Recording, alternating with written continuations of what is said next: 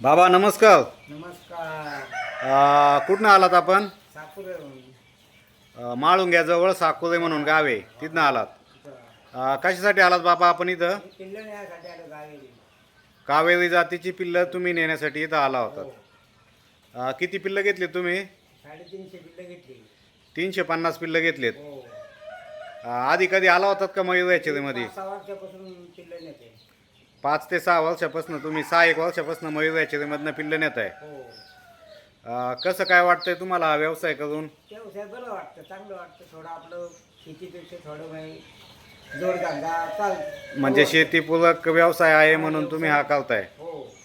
याच्यातनं output कसा निघतो? खर्च वाजत जाता? खर्च आता पिल्ला मागं 200 रुपये भेटतात. एका पक्षापाठी मागं तुम्हाला एक पिल्लू नेलं, मोठं केलं, खर्च वाजत जाता 200 रुपये, तुम्हाला प्रॉफिट राहतं. ठीक आहे ठीक आहे. कसं राहतं ते आमच्या शेतकऱ्यांना सांगाल का जरा? हो, सांगतो ना. बोला ना. पिल्लं तुम्ही खरेदी केली, त्याला औषधाचा खर्च? औषध खर्च आपला लोखोटा 7 दिवसाचा. 7व्या दिवशी तुम्ही लासोटा देताय? हां. 7 दिवसाचा झालं, 14 दिवसांनी.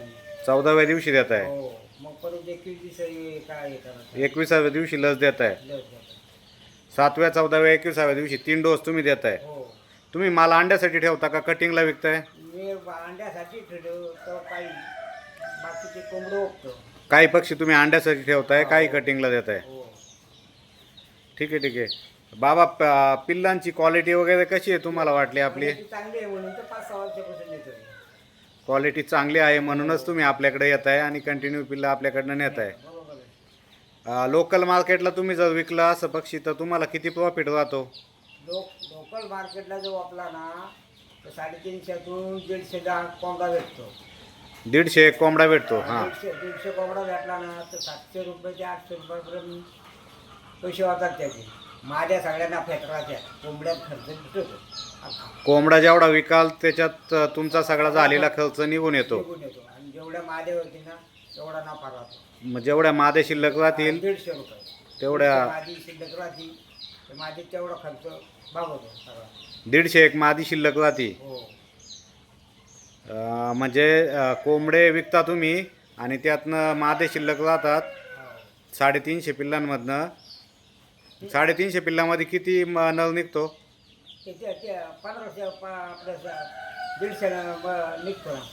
150 एक चांगले नर निघतात. चांगलं. मग बाकीचे काही निघालेले तुम्ही माद्यांसाठी ठेवता का? माझ्यांसाठी ठेवतो. हां हां. मग 150 एक विकता, त्याच्यातनं तुमचा झालेला खर्च सगळा निघतो. हो. बाकी राहिलेला पक्षी सगळा प्रॉफिटमध्ये राहतो. आणि मग ते जर माझ्या आपण वापाच्या टाकल्या तर माझ्या 500 रुपयाने टाकल्या.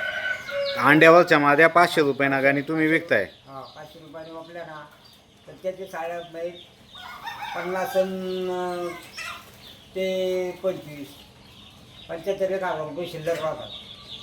350 पिल्ला पाठीमागं तुम्हाला 75,000 रुपये नेट प्रॉफिट शिल्लक राहतो, खर्च वाजा जाता. दादा तुम्ही आखाडमध्ये बॅच विकताय ना ही फक्त? म्हणजे आखाडमध्ये बॅच विकताय त्याच्यामुळे तुमचा फायदा होतोय. हां. बाबा कोंबड्यांना कलर असेल तर पैसे होतात का? हो.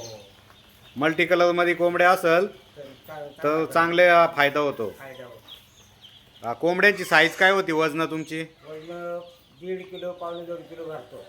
1.5-2 किलोचा कोंबडा भरतो. ठीक आहे ठीक आहे ठीक आहे.